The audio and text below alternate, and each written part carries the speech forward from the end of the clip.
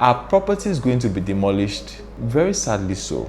It may still get to that point for properties that are standing right now. I'm not even comfortable talking about demolitions, because it's people's money, it's people's livelihoods, and in some cases, it's people's lives. A very popular area, for example, now, they say if you put it on Google Map, what you are going to land on is water. In fact, developers in that place were selling the lands that they were reclaiming in that place. Yes. Going like 20-25 million a plot. Okay. Then. Yeah, they had a document they were circulating around that, they have approvals to do that reclamation and all of that. Just because they are flaunting a document in your face doesn't mean it's authentic. Yep. As a developer, what are those checklists? A savvy investor be asking. If I come to you and say I can do it all, please run away from me. So having said that, of course. Welcome to another insightful episode of Square Meter Stories, the real estate podcast that seeks to provide clarity, insight, and enlightenment for all things real estate in Nigeria. I'm your host, Isi Dagese, and with me is none other than architect Akinde Olamidun. Always a pleasure to be with you, Isi. I'm very well, and you? Very, very great. Pleasure to be here. Thank you. Today's episode, we are going to be answering a question that I've been getting lately. You drive regularly along the Lekki Expressway. Oh, yes, certainly. And you would have noticed that from Abraham Adesanya going down, buildings along the express are beginning to get marked. Fences are having the red mark on them. And I've had people asking me questions about that. I have to provide a lot of clarity to people, but it's also good we delve into it to explain what's unfolding here in Lagos. Last year, the Lagos State government put out a notice. I think the notice was 90 meters, but the clarification came later that it's actually 94 meters setback. Correct. For the road. Correct. So the question is, why 94 meters and what exactly is going on within this 94-meter corridor? Okay, so whenever you have the government, mark a property, there is some sort of either contravention or overriding public interest.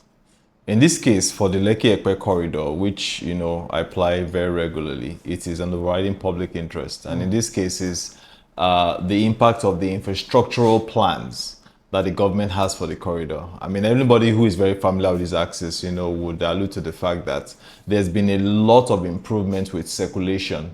You could leave Ibeju Lekki at a certain time, and then you can almost predict when you will get to Lekki. I mean, there's free flow traffic these days. And the government is even doing more, with its own future plans as to making it even better. And it is trying to introduce a rail line. That rail line, of course, is already operational in CMS, and it is, said that the rail line is to link Lekki all the way to Ibeju, right? And so there would be the rail that is going to be suspended, on its own platform, just the way you have it more or less like on a rail bridge. And then at some point in time, it's going to descend and then now run on the ground. Okay. So the 94 meter setback, which is the entire width, that's the entire clearance now that the government needs, is for infrastructural work, both for power lines, the Dangote gas pipeline, the road, and then the rail line. The rail line is going to be dead smack in the middle of all that. So when you take 94, it is saying that it requires 94 from one side of the road across the road to the other side of the road. So properties along that stretch are being marked. Okay. So that's 90. To be clear, it's 94 meters from the median. That's the middle of the road. Yes. So 94 meters to the left. 94 meters to the right. No. So it is 94 meter clearance.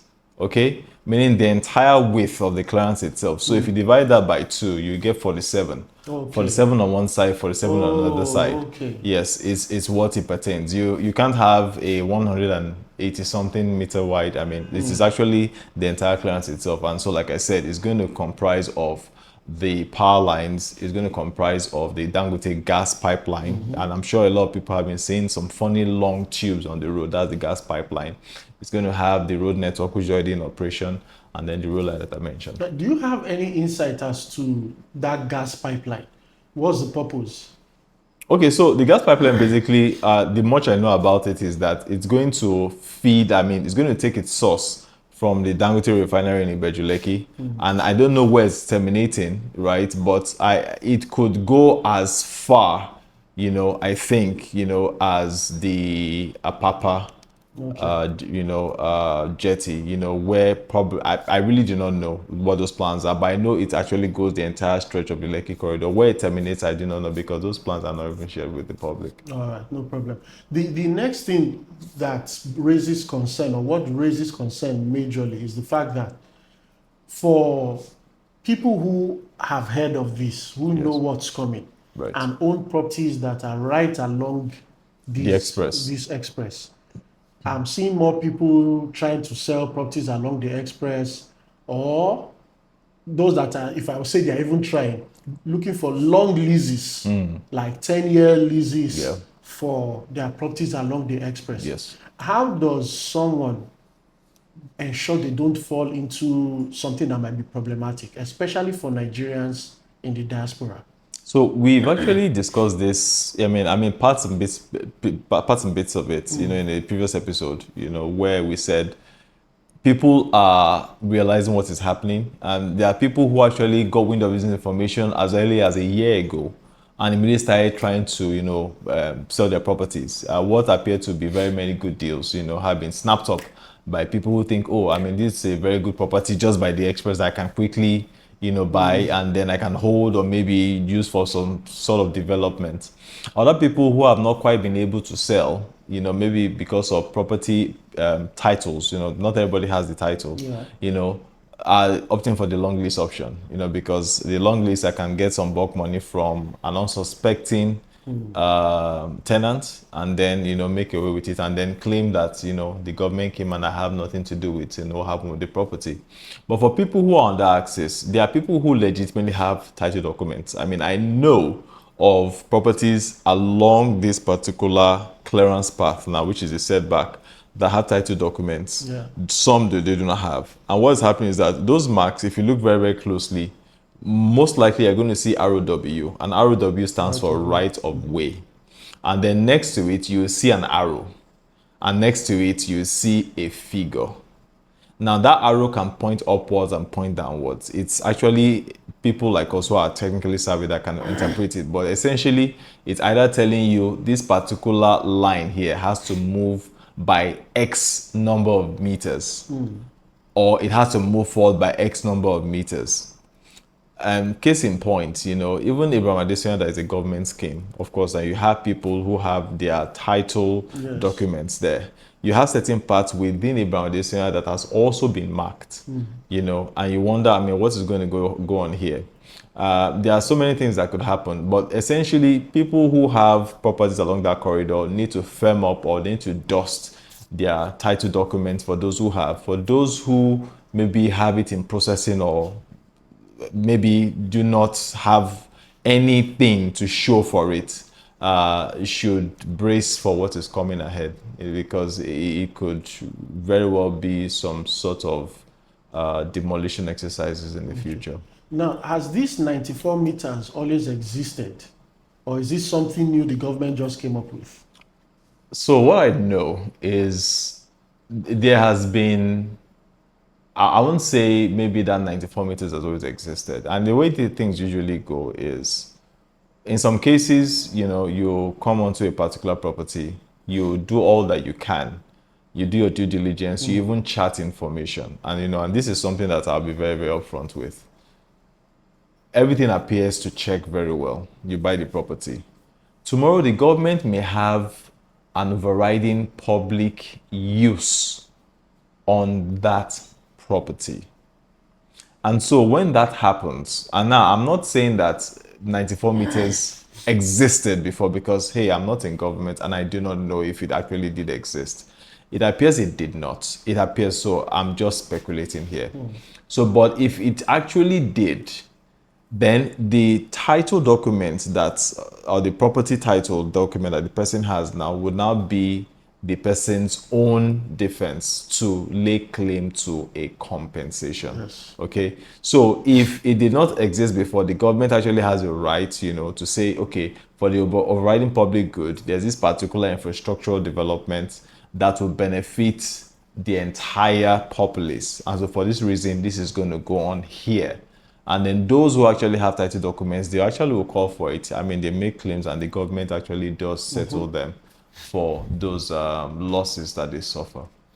Okay, so that means somebody who has a title document and it's a good title document would be entitled to some form of compensation from the Absolutely, government. absolutely, absolutely. And in some cases too, let me be very, very frank too, because, and this is where people can actually, I mean, we saw this happen, the government is not without a soul, let me put it that way.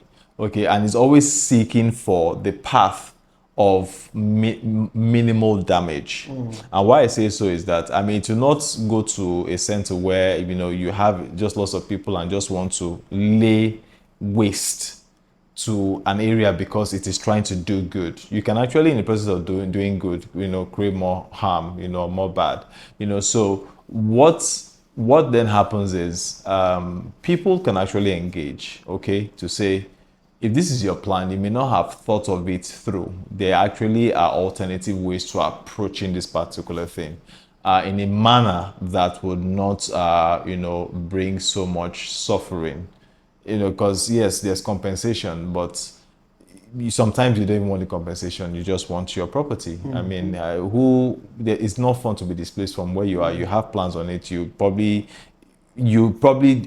wish to be on that property. I mean, no amount of money is even what you can't equate money to whatever it is that the government says they want to give to you for the use of that property. Some people rather not sell. I mean, beyond whatever amount, sometimes it's just emotional. Yes. I have ties with this particular place, I'm not giving it up. So I think what could happen again, because I looked at the entire stretch of the Lekki Ekpe, and I said, I mean, something definitely may have to go on in terms of engagement and probably the kind of designs to accommodate these infrastructural projects that the government is embarking on.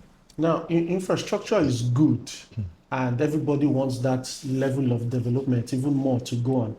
But let's look at the impact on communities. So, recently, with the rains going on, Lekki, we all know parts of Lekki that year in, year out, they get flooded. Absolutely. But then there are also other parts like Sangotedo axis down, Monastery Road, that never used to see flooding. I mean, Right. when people are crying in Lekki Phase 1, Agungi, and places like that, Ikate, folks towards Sangotedo are always like, now no waiting on the fight for there. We are cool here. I Yes. mean, and there are lovely estates that can stand almost toe to toe with some of the best estates in Lekki Phase 1. And all of a sudden, And then this year, few rains and we are seeing flooding. yeah. So is that a result of the infrastructure being put in place? Take for instance the coastal road that is just behind Monastery, behind Sangotedo, and then in front here, more infrastructure work going on. Is the impact of all that infrastructure work, is it telling on the environment? So I'll say it's not, what we're saying is not driven by the infrastructural works. I mean, the flooding that we're seeing. I'll take Monastery Road, which I'm quite familiar with, as an example. Monastery Road this year has been constantly flooded, and is unlike the Monastery Road that we have known in years past. When I drive by the road, I see that even till today it's just constantly flooded. I mean, rain may not fall for about 3-4 days as a stretch, and you still see the place flooded. And so it's as a result of drainage channels that are not appropriately cleared. And when you have drainage channels, and I'm sure we've seen so many videos of the Ministry of Environment officials, even led by the Honorable Commissioner, talking about the need to ensure our waterways and drainage pathways are cleared they are also devoid of encroachments, and that's why they've been doing, very arduous work with demolitions where it is necessary, ensuring that, these ways are actually cleared. So what you now see whenever it's rainy season is kind of like a backlog of all the legalities that may have happened in the dry season. And in some cases, some natural occurrences too that may have happened, in the sense that, for example, canals have not been desilted. Canals and desilting basically is getting rid of all the deposits of sand, mud, and all those things that have clogged the entire pathway, of water, so to speak, so there's a need for that maintenance culture where all those things are constantly desilted, all those debris and everything are gotten out of those ways so that it encourages water to flow. When water doesn't flow, when water stagnates, is the results of where you see flooding, like in monastery, even places like Ikate, parts of Lekki, are not ideally supposed to flood. You have canals that run through Lekki Phase 1. In case you know, there are canals that run through Lekki Phase 1 that are very well embanked, embanked and all of those. But the way people abuse such infrastructure, and also abuse is encroaching on them, abuse is not treating them properly, disposing of waste where they're not supposed to dispose of waste. So you now see the ripple effects, and it appears to get worse every year, because the government can only do so much in ensuring these things are maintained, because people also have to play their part in ensuring that all these things are not impacted. The coastal road itself is actually throwing more light to the fact that certain areas have no drainage plan. Okay, yes, the coastal road is elevated, relative to the portions or parcels of land that it cuts through, both on the left and on the right. It's very high. In some places, you would be driving by the coastal road and you're seeing what you think is the ground floor of a particular house, not knowing that it's the first floor, because the ground is actually way down. But, another thing again I want to clarify, for people who are watching, is that water is not supposed to drain towards the road. That's not how it works. People feel like, because the coastal road is elevated, our communities are flooding right now because it is flooding. No, water is not supposed to flow to. Water actually would flow where appropriate drainage systems have been established. And Lagos State has systems, you have system 1, system 2. When you look at the overall drainage layout of Lagos State, you'd see where water is actually supposed to go. In places where you have to have culverts, you can actually have water cut through a particular road and you will not even know that water is passing through the road. Let me draw you, for those who are familiar with the Ajah axis of the Lekki Ekpe, once upon a time, I think last year, there was some heavy work being done to establish a massive culvert, that has water come from the Labora side of Ajah underneath the road, and then onward towards the lagoon that is on the far end, on the left side of Ajah when you're facing Eleko. And so you drive past but not know that you have a very massive culvert. So in that case there, the road is far elevated above the plains that are on the right and on the left. And but the areas never get flooded. No, so they never do because of that thing. Even right now, it's not even activated 100% yet, but the provision has been made for water to cut through. So what you're seeing as flooding in major parts where water levels are so high is just exposing the fact that drainage systems are absent or they haven't yet been fully deployed, and there's a need for drainage systems to actually be done, activated, cleared up, or actually installed to follow the drainage master plan of Lagos State in effectively draining those areas. Now, are you saying, for instance, there's a lot of reclamation exercise that goes on in Lagos? Yes. So you go to Lekki Phase 1, there are new islands being developed. You go towards Chevron, there are new islands, land reclamation. You go to Ajah. Basically almost everywhere in this entire Lekki stretch, there's a lot of reclamation going on, new estates being built. Are you saying that all those things don't impact or shouldn't impact based on the plan that Lagos State already has with regards to its water systems? All those things shouldn't naturally impact on the environment in terms of creating flooding issues? I'm very happy that you bring this point up, because, excuse me, Drainage and dredging are they are two very opposite but very tightly interwoven things. Dredging is taking sand from where you have it in excess and dumping it where you don't have it, to reclaim a particular piece of land. But there's always an effect of dredging. Now, dredging should be monitored. It's something that goes through approvals, and even during implementation, there are appropriate monitoring teams that ensure it's done the right way. Now, what you have in many parts of Lagos is illegal dredging. Most of them, or I won't say most because I don't have the data, but wherever I see dredging, it is not necessarily approved. Or you can't say it's because it has been approved, that's why they are dredging here. Even there are some places where I know of where sand is being dredged for sale that are illegal, and you have enforcement exercises being meted out time and time again, and you wonder why those sites are still operational. And what happens is this has an adverse effect, because water definitely is being displaced when you take out sand from somewhere. Yes. And when you fill sand somewhere again, where water would flow naturally is being altered. And the impact itself of that alteration to naturally flowing drainage channels would have an impact on the properties or the communities where that is going on. And in cases, you have the impact on communities that are far off from where these dredging activities are taking place. So holistically itself, dredging is an exercise that has to be carefully assessed, monitored, and enforced for compliance, because it is so very key, or it ties so very closely with how drainages work and the effect of flooding in communities. But how does this happen? I mean, this is like a massive government failure because we can't, yes, illegal dredging sites. It's illegal, but not hidden, in the sense that you see these trucks coming out, going in, coming out, going in. Yes. You would expect that the prerequisite government agencies should look into it and put a stop to that. So it's not, I won't call it government failure, okay?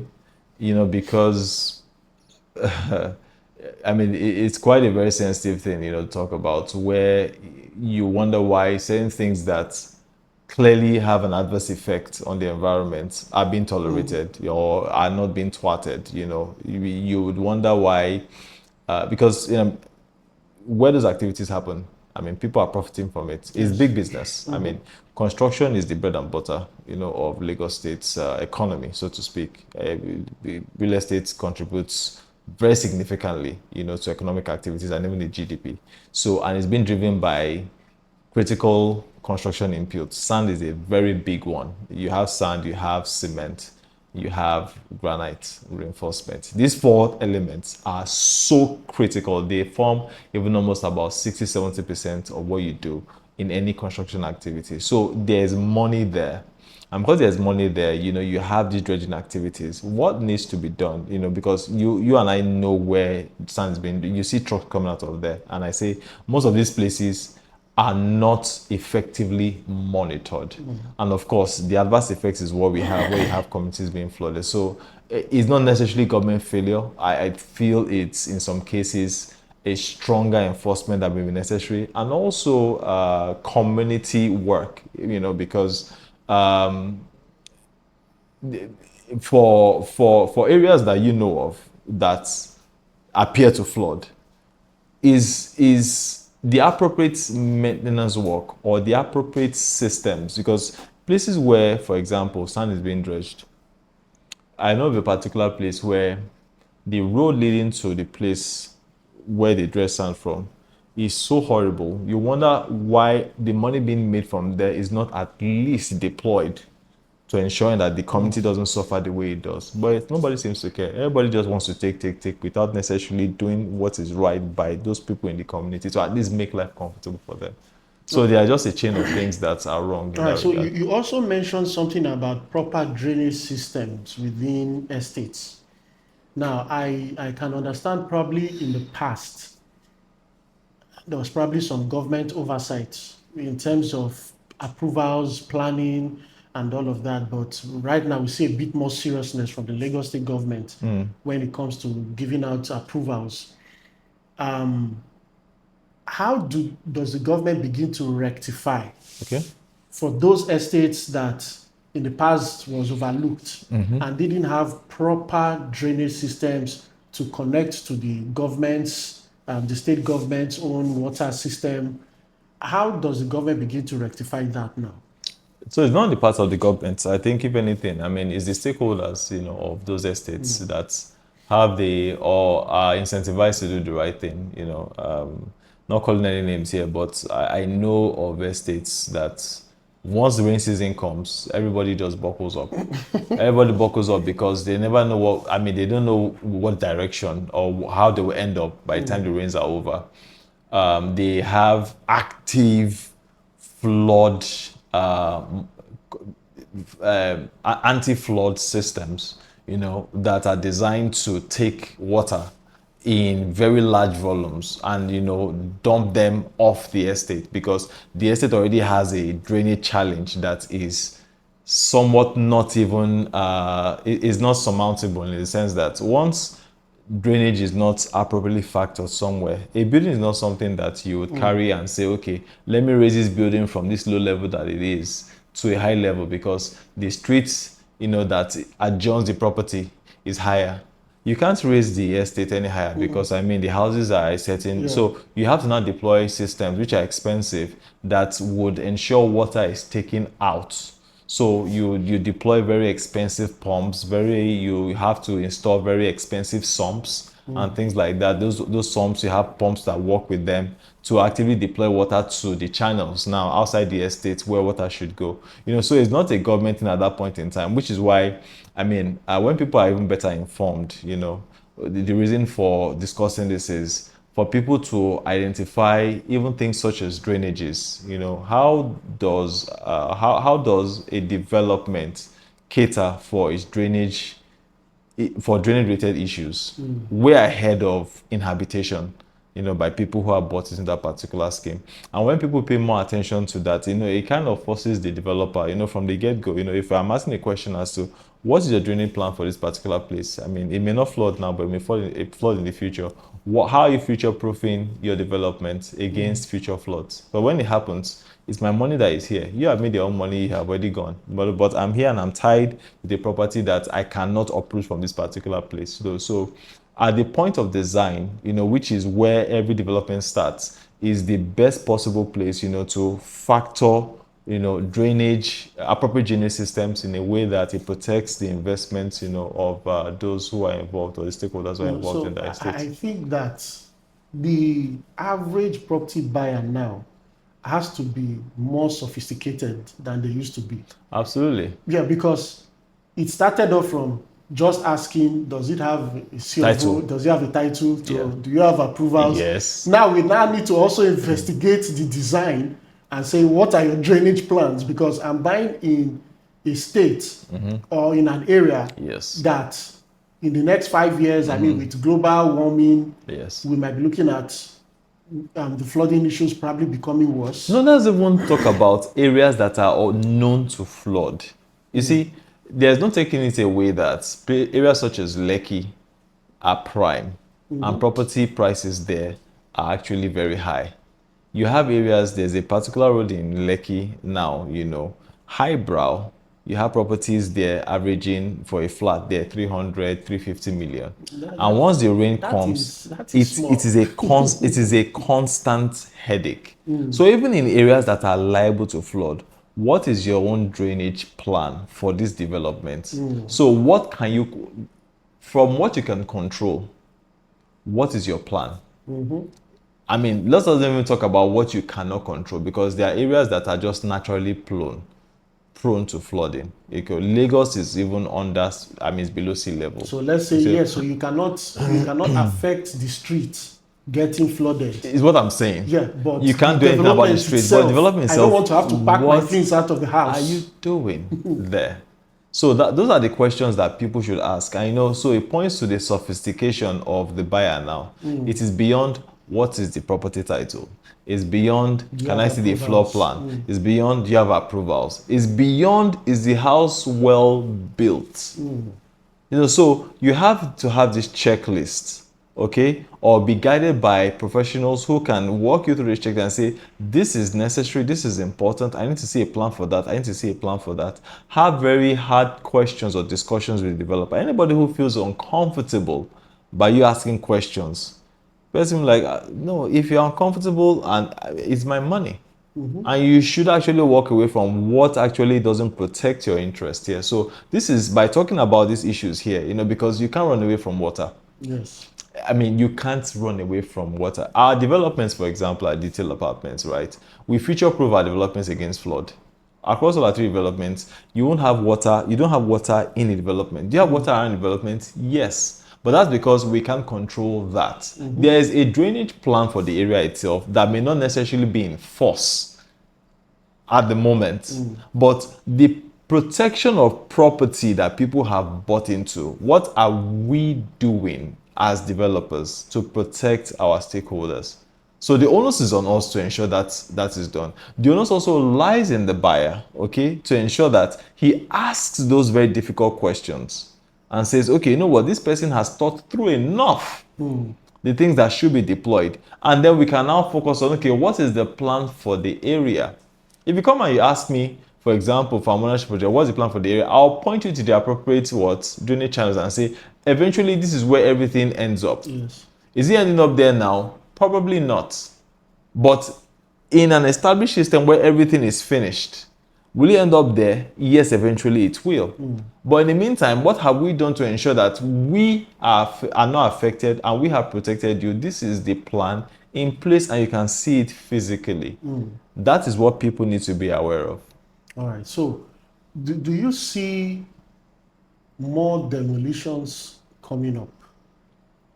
Because obviously, it's the way I see it, it's a problem the government would have to address in the shortest possible time. Yes. Maybe, yes, they did demolitions, but they would need to really come out and say, listen, this is an issue we seriously need to tackle.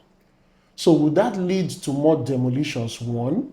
And two, as a property investor, a property buyer, how do I ensure that this property I'm going for doesn't in future, when the government says, oh, we need to take more drastic actions, Yep.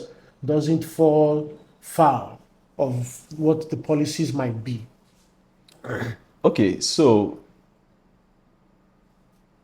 how do I, in a manner that people would understand? So, first and foremost, you need to, as a buyer, okay, as a developer, okay, let me just speak from developer's point of view. He needs to ensure that systems are deployed, okay? And what I mean by systems, it is this design has been done. This is what I need to do, in ensuring that I follow through, okay?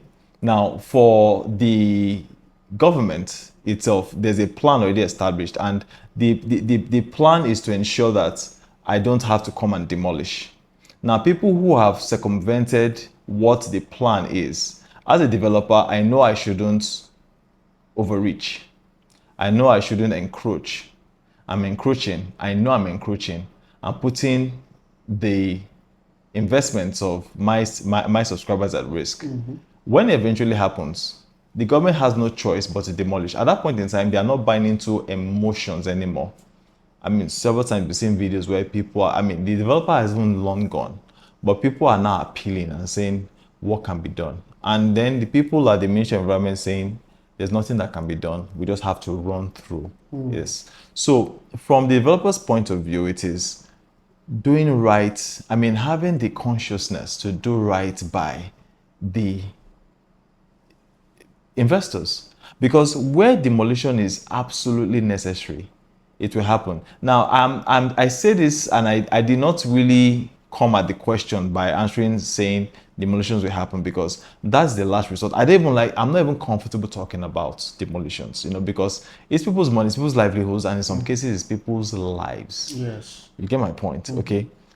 I'm uncomfortable even just hitting it directly, because I need to advocate more for what should be done by those who are actively practicing, which is people like us. You have to ensure that when you are to build here, you don't overreach into places where you are not supposed to. You say, oh, nobody is here. If nobody is here, I'm the last person here. And so because I'm the last person here, I can overreach. And I'm not disturbing anybody. And just extend it a bit. Just build one more unit there.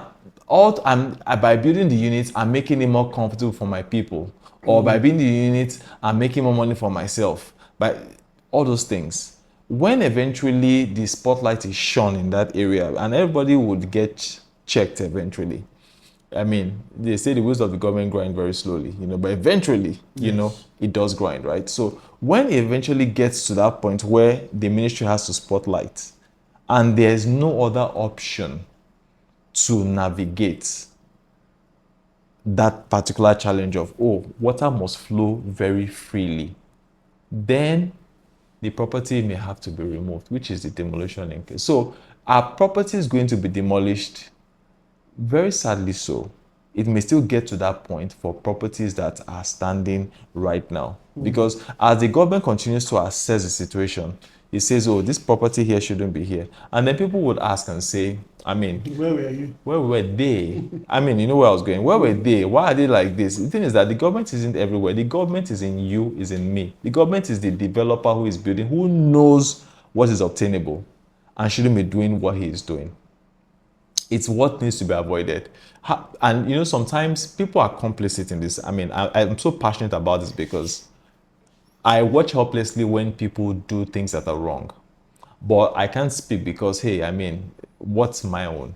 But what I can advocate for is that they should ask themselves if they can defend those things that are being done tomorrow. When the government actually comes and says, this particular thing here is wrong.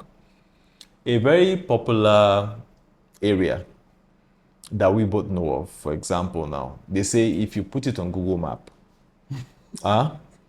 what you are going to land on is water. Okay? Right there. So you are doing your due diligence as an investor. Okay? You probably want to navigate to the area. And say, okay, let me put this thing on GPS and let me find my way there. But where you are saying your destination location is on water. But you are driving and you are saying that you are on land. So that should trigger you to say, look, something may be off here. But because you see, after all, if this is now land, then it must be good. It must be approved. And in fact, developers in that place, I remember when they were selling the lands that they were reclaiming in that place. Yes. I think it was going like 20-25 million a plot. Okay. Back Then. Yes. And they had a document they were circulating around that, they have approvals to do that reclamation and all of that. And that is the thing we've spoken about so many times, which is due diligence. Yes. Just because they are flaunting a document in your face doesn't mean it's authentic. Yep. Doesn't mean they have not gone beyond the boundaries of that document. That due diligence that many people didn't do is what's affecting them today. I'm telling you, so that's the fact. You see, there's what you call confirmation bias, okay, in science. I'll just call it what it is. It is saying something and then convincing yourself that it is a particular thing rather than what it actually is. So you would see a property. It appears to be dodgy in terms of the things that could go wrong with it, the things that aren't quite right, the things that don't make for an investable property, let me put it that way. You see all those things, but yet you tell yourself, this particular house has been developed beside it. So for it to have been developed, it means this thing is genuine. So you're using other things to confirm that thing, to judge it. You're saying, for example, and we talked about this, you said, okay, this property, I can see that is in line. with this property. So judging by it, even though there's a road here, but if I look at the line of this property here like that, another property, they say it has been here for 10 years. So if I use my eye to Just follow align their it own and fence follow line. it and follow it, by the time I get here, it's on the road though, but because that property has been developed, it is now here. And so for that fact, I can pull my fence to this place. And that fence may just be beside some kind of canal or some drainage channel. And you say, okay, you know what, I'll just sand fill because I can see that fence here. This is the alignment. So tomorrow now, something happens. So you are just trying to convince yourself that you could do things based on what you see, but not what actually is the facts. You know, there's black and white. If it's black, it's black. If it's white, it's white. There's no in between. But you confirm and you're just kind of convincing yourself that it is this way. So when that happens, and then you overlook what should be proper judgment. In this case now, there's a document flaunted. I'll just digress a little bit. So I was engaging with a particular realtor recently, and you know, I was interested in the property. I said, okay, let's go see the property. So I went to see the property, okay? And he now said, oh, okay, this is the document. How did I said, okay, I mean, send what you have.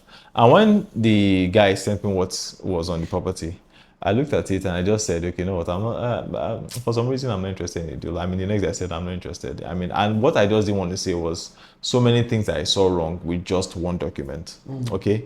What is document C of O? But you cannot be brandishing a C of O on a property that is supposed to have a personalized title. You get my point? Yes. So, I mean, so obviously you don't even know what you're selling. So the danger sometimes is engaging somebody who doesn't know what he's selling, but for the name of, oh, I'm a realtor, I'm an agent, so let me buy from him because it appears to be a good deal.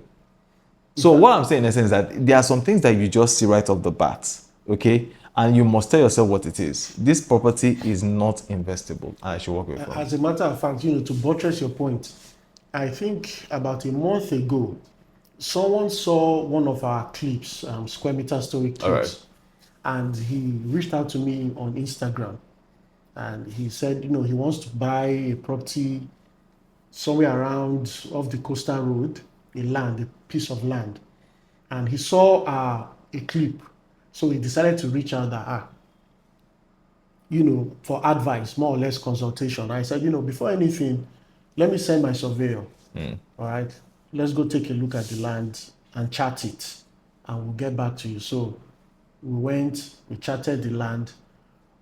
The results that came back, that portion where that land is, Yes. was supposed to have been the original alignment of the coastal road. Okay. Now, the family that wants to sell it to him is saying, well, you can see the coastal road has already moved. They've already done the coastal road here. So they are not going to come here to do coastal road again. So you can buy this one. And I told him, I said, Oga, if you buy this land, as far as in the Lagos State Directory, it's still a Lagos government land for this purpose. Even if you buy it, you cannot register any title on this land. Forget all these stories people are telling you. You wait for them, let them release it and say, oh, they are no more interested in the land.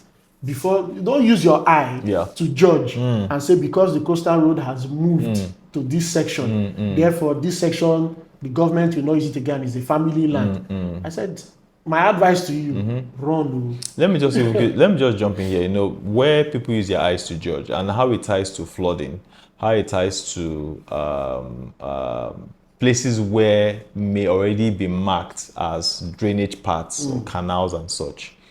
This was very popular in the Orchid Axis, you know, before Lagos they gave I think it was last year or maybe the year before, you know, and they saw that areas that were drainage channels had long been sand filled and people had taken positions and built. And so what happens is somebody comes and then just by face value, looking at a particular property to say, oh, this place here looks very solid. I mean, there's nothing to be afraid of. And then the locals, of course, the moneyless will tell you, no, you can just buy and build. Once we give you like this, just and start to build immediately, this and that. And you know, what you would not realize is that this particular area here was at some point a drainage channel. So the charting information now, which you of course rightly did by this particular potential investor, was to get a surveyor, get to pick the points, let them go chart it, and whatever it is that it pulls up, you can't be emotional about At all. information. So if information says that this particular thing is for this particular use. Please respect the information. You just have to respect it in the sense that if it is this, it is that. It is that particular thing and nothing else. And be very willing to walk away from deals where, even if in the future you say, oh, this person eventually built something, somebody bought and built something, doesn't mean that property will always be there.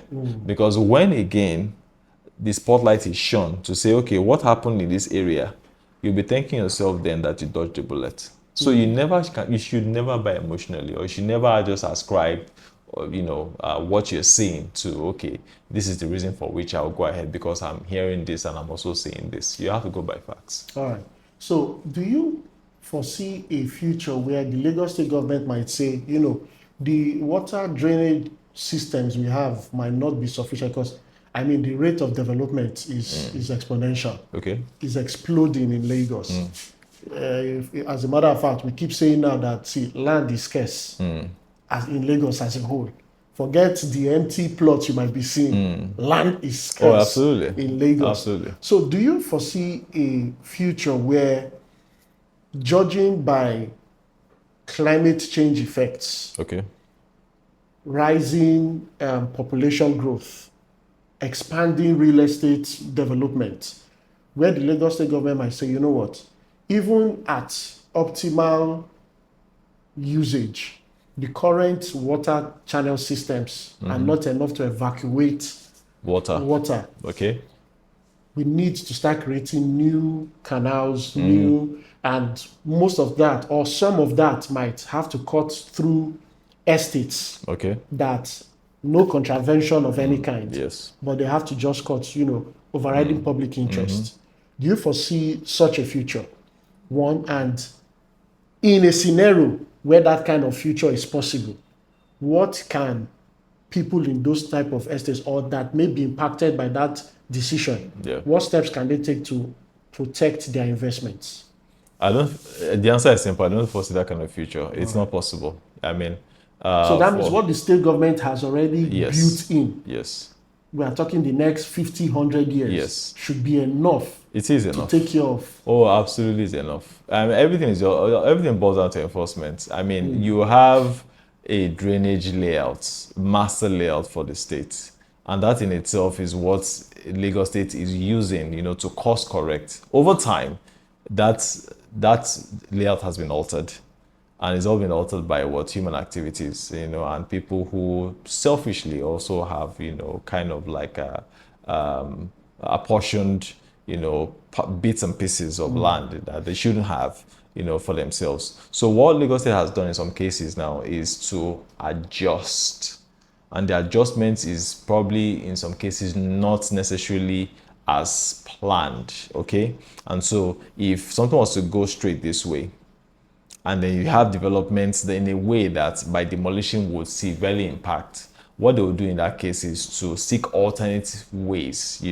of accommodating the problem. And we've seen them do this in the past. It is where it is absolutely necessary that they bulldoze their way through an established path, that they will do so. But for them to now go outside of what has been planned, to some area that was never initially planned as a drainage path, it is not happening. Okay. It is not even happening at all. Right. You can take anybody, you can take them to court and you win easily. It is not happening. You must follow what was initially planned, what was initially designed, and enforce it. So in those cases now, places that may have gotten away with it initially may be reviewed and revisited and say, okay, you know what, we have no choice but to go through this particular place. That's what I see happening. All right. Property valuations. We said we are seeing buyers needing to be more sophisticated, from what title does it have to does it have approvals. Now the next question you need to be asking, what are your future proofing mechanisms in place? It seems like the more the buyers need to become sophisticated, the more developers need to up the game. What impact would this have on property valuations? So you come to a developer and, okay, you have the right title, yes, you have the right approvals, you've done a very excellent job in future proofing this development. So I'm going to sell my property at X amount. Yeah. And if you don't like it, go to Y property that hasn't ticked all these boxes. So it's already happening. It's not a futuristic thing, and I'll tell you for a fact, because if a property is actually priced at a particular, figure, and you have a property next to it that has incorporated all kind of future proofing, against flooding in it, and it is very. I mean, you would even know. Some estates. Let me just digress. If I continue answering that question, some estates are tagged by their problems. Yes. That estate, how they flood for there? Oh, Water they always come out water from they the always ground. dey oh, waiting. But that estate, they no get light oh. And some estates carry that stigma. Okay, so when you have an estate like that and you have a property priced in that estate at a particular figure, and you see an estate next to it where you say, if they have estate, that estate no dey flood oh. And then for that reason, the developer is saying that this is the price attached to it.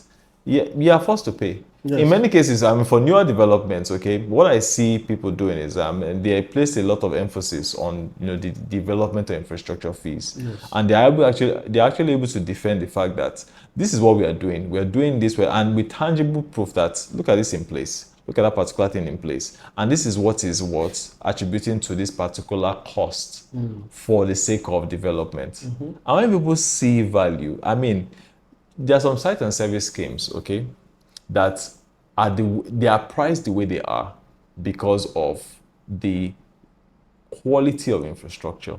When I say quality, so you talk about sewage systems are properly deployed.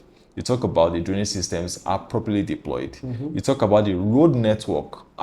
You would think that all these things are independent of each other, but they actually connect and are well interwoven to deliver a very good living experience. And so you see an estate like that with such infrastructure done, you will never have those kind of issues. It's more or less like plug and play. So when you are ready to do a development, buy into the property, and they would absolutely supervise you for compliance. I know one of such estates started off as a site and service. Now is like about 98% developed. They go as far as even providing 24 hours light through gas. Their infrastructure development fee is about 20-something million. Then to connect, if you build, connect to those services is another 25 million. Because it doesn't come cheap. It doesn't come cheap. And when you step in, you know that, see, you have nothing to worry about. Absolutely nothing to worry about. So here's the problem I have in some cases with subscribers who are not well informed, and the need for them to be more sophisticated is that when you have a property that checks all the boxes and you have a developer that says, for this reason, this is this price, you cannot undervalue the property. You just cannot, so it's either you just take it or you just move along, so but you must be willing to have people who can tell you, okay, this has been provided, that has been provided, that has been provided, this property is worth this particular value, and you go with it. All right, so to wrap up, as a developer, what if you are to advise a potential subscriber, what should be their audit checklist for any property they want to get, to say, okay, these are the questions A, B, C, D. Yes, we've talked about title, we've talked about approvals. Now we are talking about future proofing. Yes. For future proofing, what we simply mean is that the development doesn't get flooded. What are those checklists? So these are three I've mentioned. Yes. But what other things should a savvy investor be asking? So I would give a caveat. The caveat is this. Do not do it alone. Okay? Whatever it is that I say, you must associate yourself and be willing to pay for it too with somebody who is very well experienced. The person could be a realtor, but I would actually recommend a building professional, okay? And who also knows how to bring other people in, because the people who are to guide you right would always outsource and bring people in to say, we need this person, we need that person, we need that person. Anybody who says I can do it all, even myself, if I come to you and say I can do it all, please run away from me. Because the thing is this, if I say I will bring this person in, I'll bring that person, which is what I always do. I would inform you of those who do their work, So, but anybody who stands and says, I will do it all, I know how to do it, this is my opinion, that you should run away from that. So, having said that, of course, the title checks are very well in place. The integrity of the structure, you get somebody for that as well. Then the infrastructure itself has to check out properly. Infrastructure is not just water, it is sewage, it is drainage, it is power. Okay? Yeah. And then it is road network. And a lot of people take these things for granted because most times they focus on the building itself. Yes. So if you go by what I've just told you, but with the caveat that you must always associate and work with people who are very well experienced, a trusted professional, you are, good to go. Right. And your investment always ends well. All right. Thank you very much, Architect Olamido. We are always love to have you on this show. Your insights are valuable. It's been a pleasure. So thank you for joining us on this episode of Square Meter Stories. We hope you learned a lot. If you have questions or inquiries, do reach out to us. Our website and contact details are on the screen. Thank you very much and catch you on the next one. God bless.